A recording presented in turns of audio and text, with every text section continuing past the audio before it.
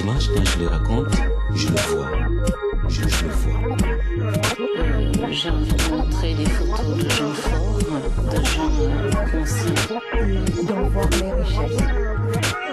La diversité des vérités possibles. J'ai pris une chaise et je suis allé dehors en dessous d'un arbre. Scholastique Mukasanga a vu le jour au Rwanda fin des années 50. Lors du génocide en 1994, 27 membres de sa famille ont été massacrés, dont sa mère. L'écriture est depuis lors une manière pour elle de garder la mémoire des disparus et de témoigner de l'horreur indicible.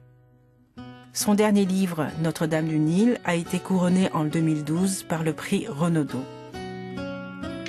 Je viens de Nyamata depuis 60, où on nous a parqués en 60, et où nous tuions, il y avait régulièrement des mini-génocides, sauf que 94, la particularité, c'est l'éradication totale. Venant de Nyamata, qui était quand même la région de déportation des Tutsis, où il n'y avait que des Tutsis, où on n'avait pas besoin de perdre du temps. Pour exterminer, bien sûr, à passer par la carte d'identité ethnique pour savoir qui est Hutu et qui est Tutsi à tuer. À Nyamata, il n'y avait pas à se poser cette question. C'était simple, on balayait tout en très peu de temps. Éradication totale, très simple. Donc tout doit être terminé le plus rapidement possible. À Kigali, la capitale du Rwanda, c'est la confusion la plus totale. 3 ministres et des délégués des Nations Unies ont été pris en otage. La ville est en proie au pillage auquel se livrent des militaires, la garde présidentielle et des bandes de jeunes. Par ailleurs, les tueries se poursuivent en ville, organisées par les milices extrémistes Hutus, à l'arme blanche. D'où un nombre de plus en plus important de personnes déplacées qui fuient la terreur. Selon la Croix-Rouge internationale, 400 000 personnes déjà seraient jetées sur les routes. Il n'y a même pas une maison à Gitagata, à Gitwe, à Gahembe qui a échappé au génocide. Il n'y a même pas un bananier. Quand je suis allée en 2004, parce que c'est là où j'ai pu y aller, 10 ans après, j'ai absolument erré, vraiment, ce n'est pas comme une âme en peine, j'étais une âme en peine, pour trouver au moins un signe, un petit quelque chose qui serait une preuve qu'il y a eu des êtres vivants dans cette région, dans cet endroit de mon enfance. Rien. Donc je suis survivante parce que ça a été le choix de mes parents en 73 qui ont dit tu pars, tu as eu la chance d'accéder à l'enseignement secondaire, tu parles le français, et pour les pauvres paysans, le français c'était le passeport international, et même c'est vrai, toi tu vivras et tu seras notre mémoire car le moment viendra.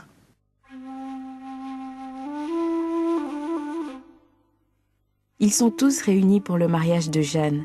Ma sœur cadette dans sa robe Emmanuel blanche. Le marié à l'étroit dans son costume. Mon père, son pagne blanc noué sur ma mère toute frêle, drapée dans sa tenue du dimanche. Pierre et tous les neveux, Judith, toutes les nièces.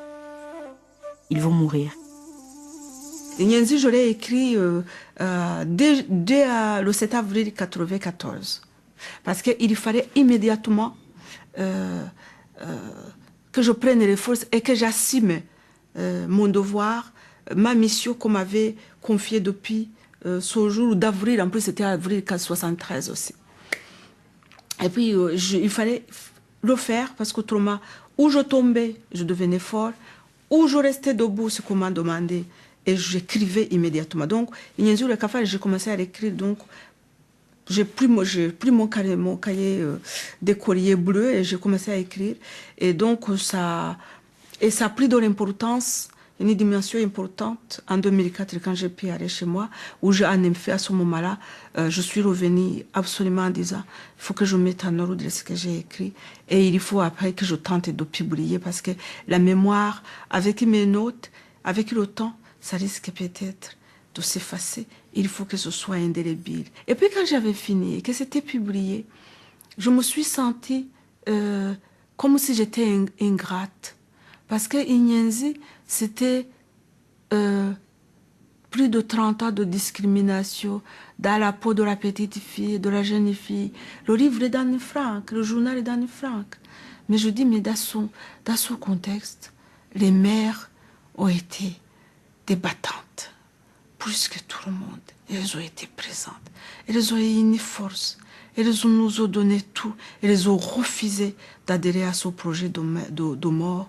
Et c'est pour cela que j'ai écrit La femme au pied nu, où je décris comment, à travers Stéphania, en fait, je parle de ce qui a été, de l'attitude qui a été celle de toutes les mères qui se sont trouvées, malheureusement, dans le même contexte, pour le même combat.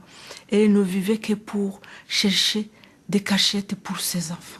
Stéphania, Pétronie, Marie-Thérèse, Priscilla, Gaudenciana, Léoncia, Anastasia et bien d'autres.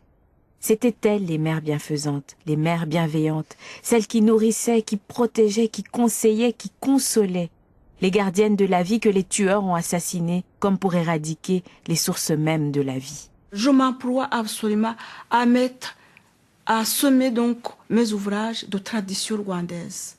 Absolument. Il y a toujours des recettes de cuisine, il y a toujours des plantes traditionnelles, parce qu'on n'a pas, dans ce drame, on n'a pas éradiqué que les humains. On a éradiqué aussi une tradition qui est partie avec ces mamies de la campagne. Donc, je m'emploie absolument à faire appel à mes souvenirs de ce que j'ai appris aux côtés de ma mère, à travers même les contes de ma mère. Le sorgho, c'était le roi de nos champs. Il exigeait pour le cultiver comme pour le consommer tout un cérémonial. Des rites que ma mère Stéphania accomplissait avec une piété scrupuleuse, car c'était la plante de bon augure. Un beau champ de sorgho, c'était un talisman contre la famine et les calamités, un signe de fertilité et d'abondance. Il fallait absolument sortir mes gens de ce statut de cafard. Il fallait leur donner un nom, il fallait mettre les souvenirs de ce qu'ils ont été. Absolument, vous verrez, j'ai fait l'énumération des noms.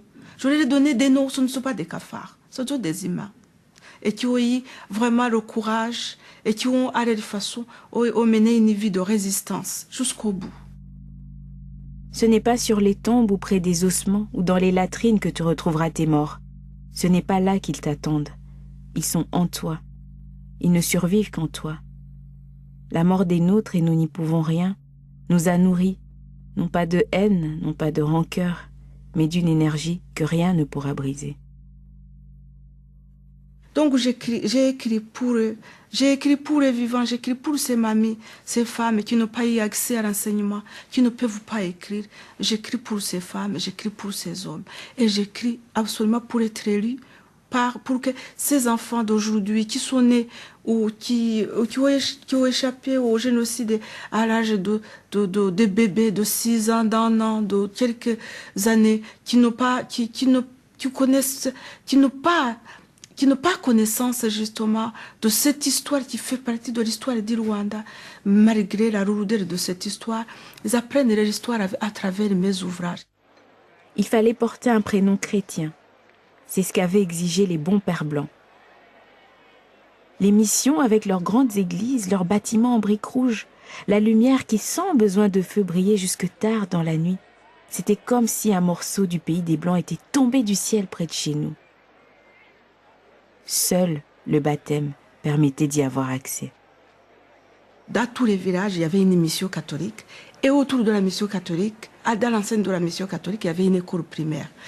Et tous les enfants rwandais ont pu aller à l'école primaire à la condition d'être baptisés, d'où scolastique. Si je n'avais pas eu scolastique, je n'aurais jamais pu entrer à l'école primaire.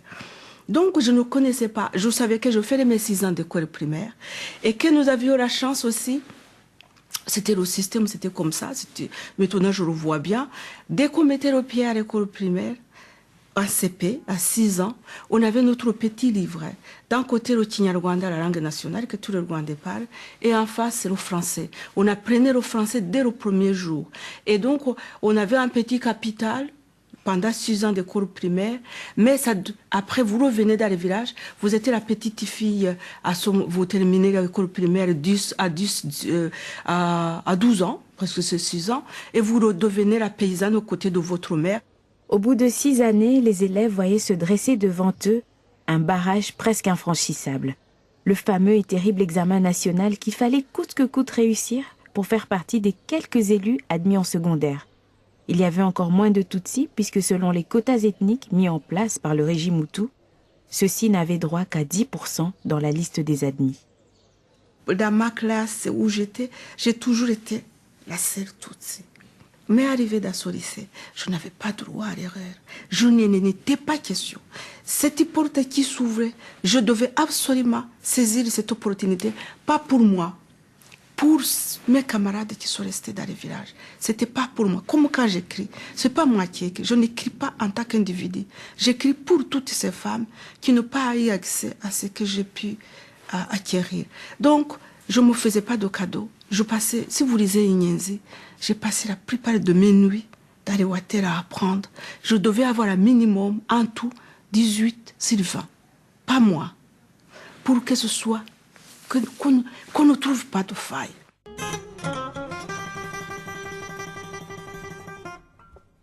Il a fière allure, le lycée Notre-Dame du Nil. Depuis la capitale, la piste qui y mène se faufile interminablement dans le labyrinthe des vallées et des collines. Et puis pour finir, quand on s'y attend le moins, elle escalade en quelques lacets l'Ikibira et c'est alors que l'on découvre le grand bâtiment du lycée. On dirait que les sommets se sont écartés pour lui faire une place. D'abord, Notre-Dame du Nil, c'est mon premier roman, c'est une fiction. Ces 8 personnages, Gloriosa, Goretti, Modesta, Veronica, Virginia, Frida, Godelive, j'en oublie sûrement, Goretti peut-être, je ne sais pas. C'est tout est fiction.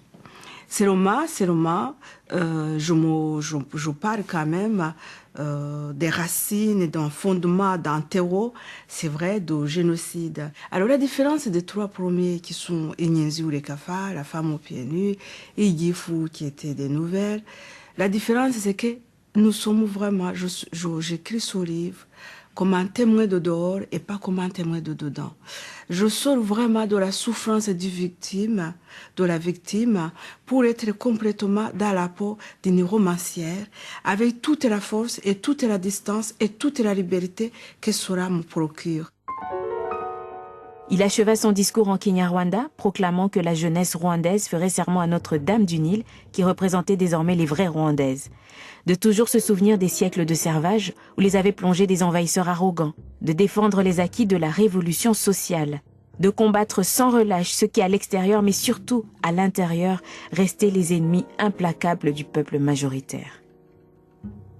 À travers cette fiction, on voit bien la dimension de la construction, de la division, de la haine, même dans un lieu où normalement il n'y avait pas place à cette haine. C'est des jeunes filles qui ont autre chose à penser, qui ont par exemple la plus grande partie de ces jeunes filles, où en même temps, en plus c'est l'élite féminine, où on dit qu'elles vont apprendre à savoir pour vraiment la promotion de la femme rwandaise. C'est un lieu vraiment de savoir par excellence. Et pourtant, le personnage de Gloriosa montre bien que, au fait, les cours c'est secondaire. Ce qui est important, c'est absolument mettre le projet d'épirer le lycée de Sokota de Tutsi. Les Rwandais ont été des objets de construction. Nous sommes dans un lycée tenu par des expatriés. Et où un lycée où il y a vraiment cette innocence, ces jeunes filles innocentes. Et pourtant où on arrive à les soulever et à faire des machines à tuer. Donc Notre-Dame du Nil amène à la conclusion qu'aujourd'hui les Rwandais, quand vous y allez, qui sont tous autour du mot réconciliation, qui se réveillent de ce cauchemar et qui se rendent compte tous que nous parlons la même langue, le Kinyarwanda, et qu'à partir de là, on ne peut pas nous parler des ethnies, et qui se rendent compte que nous sommes tombés dans une dimension catastrophique. Qu'est-ce qui nous est donc arrivé? Et c'est une question aussi bien des victimes que des bourreaux, qui se trouvent au lendemain du génocide à vivre côte à côte et à partager la même pauvreté dans les villages, à vivre vraiment avec les solidarités de voisinage dans les campagnes, où on n'a pas de l'eau dans les maisons et où on n'a pas de cuisinière dans les maisons, où on doit emprunter à son voisin de l'eau pour terminer la cuisson de son haricot, où on doit emprunter à son voisin un peu de bois pour terminer la cuisson de ces bananes, et où on doit absolument vivre dans les échanges au quotidien, et où il n'y a pas donc de région Hutu ni de région Tutsi, et où on a vraiment été entraîné trop loin où on n'aurait pas dû aller. Donc, la réconciliation du peuple rwandais est en marche et il est possible.